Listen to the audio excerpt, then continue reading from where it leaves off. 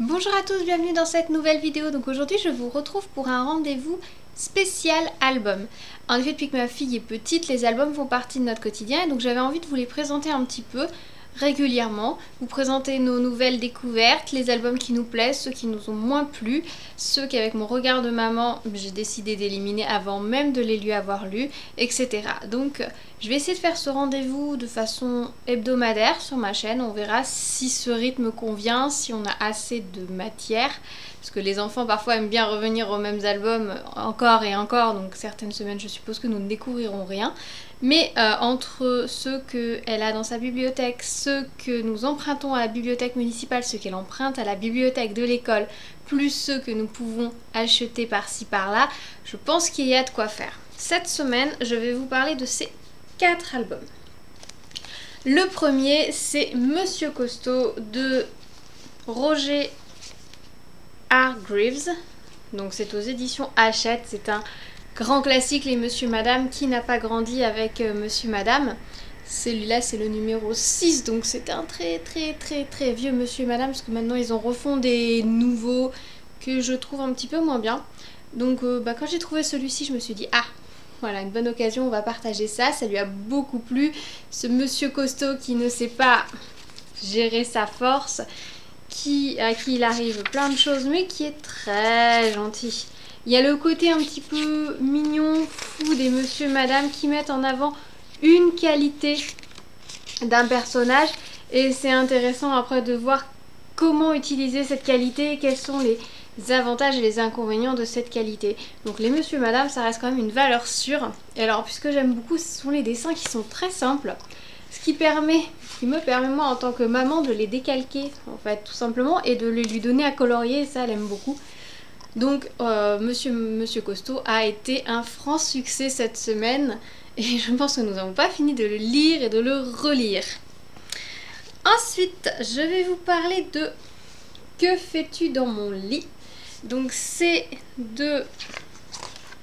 Le texte est de David Bedford et les illustrations de Daniel Howarth. C'est aux éditions Picolia. Alors franchement, la couverture est super mignonne. Et les dessins à l'intérieur sont vraiment super mignons.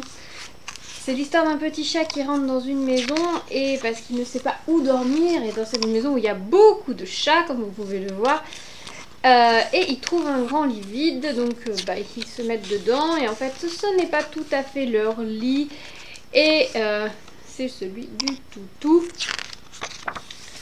Et du coup le toutou récupère son lit et puis finalement ils se rendent compte que partager c'est quand même vachement plus sympa. Voilà, vous voyez les dessins sont ultra mignons, ça parle de partage, de partage, même si on a peu, c'est bien de partager. C'est très mignon, c'est très agréable à lire, les dessins sont adorables. C'est une histoire qui a beaucoup plu à ma fille, et alors en lire avant d'aller au lit, cette histoire, cette idée de se pelotonner les uns contre les autres pour avoir chaud, donc elle fait ça avec ses peluches. Donc ça lui a vraiment beaucoup plu, c'est un très bel album franchement que je vous conseille. On ne se lasse pas de le lire par rapport à certaines histoires qui, après avoir été lues une fois, 2 fois, oh c'est bon on connaît. Là non, ça donne envie de le relire et c'est tellement mignon, humoristique, rigolo, et puis les dessins sont tellement choupinous. Franchement, c'est un livre super sympa à offrir, de belles valeurs, pas mal du tout. Ensuite, je vais vous parler du Hérisson boule de piquant, c'est chez Milan. Alors là, c'est un livre documentaire, les textes sont de Valérie Tracchi et les photos d'Angelo Gandolfi. Donc c'est dans la collection Mini Pat chez Milan. Alors dans le jardin, nous avons un hérisson, donc plusieurs, on a vu, qu'on a pu apercevoir. Donc forcément, on voulait en savoir un peu plus sur ces petites bébêtes. Donc on a trouvé cet album qui est très bien fait en fait, qui même pour les adultes permet de découvrir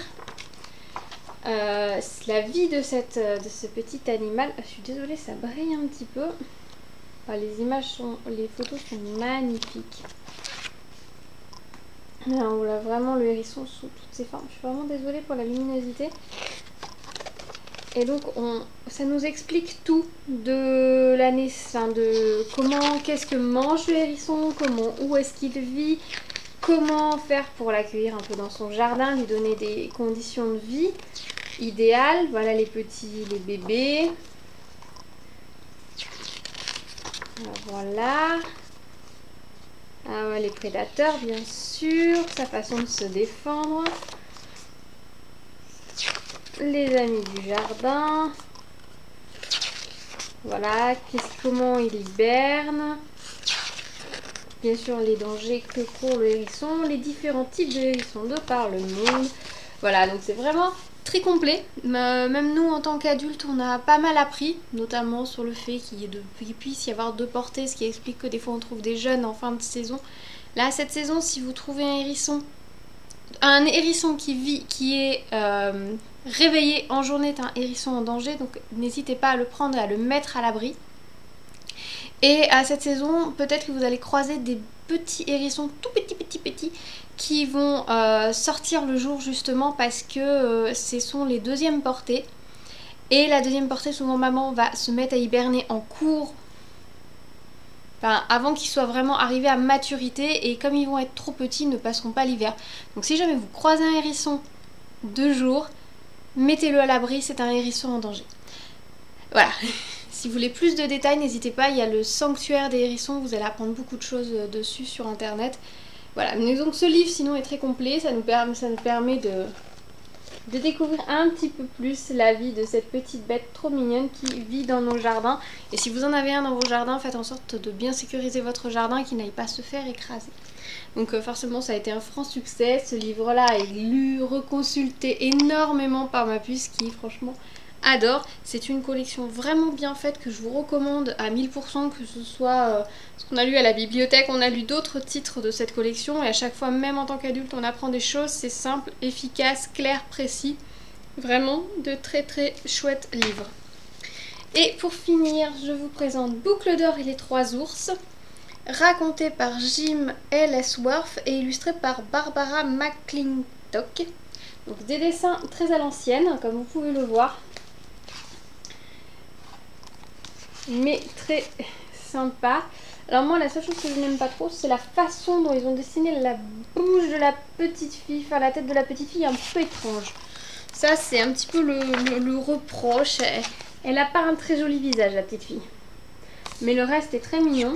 Alors ça reprend le conte traditionnel des 3 ours, de Boucle d'or et des 3 ours. Je vous raconte pas l'histoire, vous la connaissez tous. Et mais de façon très bien faite parce que Boucle d'or dès le départ n'écoute pas sa maman. Et ils insistent sur le fait que justement elle ne fait pas attention à ce que maman dit. Et c'est ce qui va la mener à vivre cette histoire où elle va avoir très peur et elle va comprendre que il faut écouter ce que maman dit. Donc du coup c'est un très beau message à faire passer aux enfants, parce que des fois on te raconte l'histoire de Boucle d'or qui va juste chez les ours, qui saccage tout, et c'est pas bien grave, et ça c'est pas très respectueux, alors que là non, du coup c'est amené de façon à... Boucle d'or a fait une bêtise, elle a été chez les ours, déjà elle a désobéi à maman, ensuite elle est rentrée par effraction chez les ours, qui n'est pas gentil. Elle a fait des dégâts dans la maison, ce qui n'est pas gentil, et elle a eu très peur, donc elle a bien compris la leçon, et depuis c'est une petite fille qui écoute un peu plus quand on lui dit qu'il ne faut pas faire certaines choses, que c'est dangereux. Donc ça, de ce côté-là, j'ai trouvé que c'était très bien fait. Donc franchement, une belle façon de raconter Boucle d'or. Donc je suis assez contente, j'avais un petit peu peur au départ, mais non, très bien. Et à la fin, vous avez une recette en plus si vous voulez. Voilà. Donc je vous en parle rapidement, hein, s'il n'y a pas forcément besoin de s'étaler en les masses. Donc cette semaine, 4 livres vraiment intéressants. Je vous mettrai les titres, les maisons d'édition, si vous voulez, dans la barre d'infos, si vous voulez les retrouver. 4 livres que vous pouvez offrir facilement et lire avec vos enfants, qui font des très chouettes cadeaux avec des belles valeurs et des belles histoires qui vont les toucher et qui sont à leur niveau. Voilà, donc j'espère que ce rendez-vous vous aura plu. Je vous retrouve, j'espère, la semaine prochaine pour vous parler d'autres albums. Et en attendant, je vous dis à bientôt, bonne semaine et bonne lecture.